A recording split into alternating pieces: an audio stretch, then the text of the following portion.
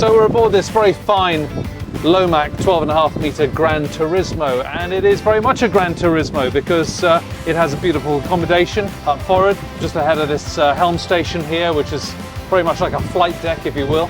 So let's just open her up and get a little bit of a feel for her. So I'm just taking up through the rev range here, and we're approaching sort of 20 knots, something of that order.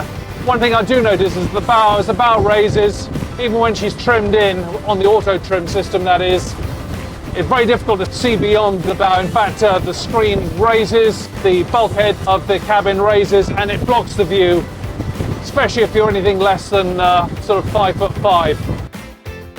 The Yamaha 450 XCOs on the stern of this boat. There's a twin rig.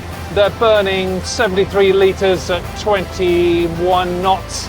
And with the Helm Master system here, you can actually set that speed, and the Helm Master will maintain that speed, whatever the waves, sea state may be doing. So it's a really useful feature, that.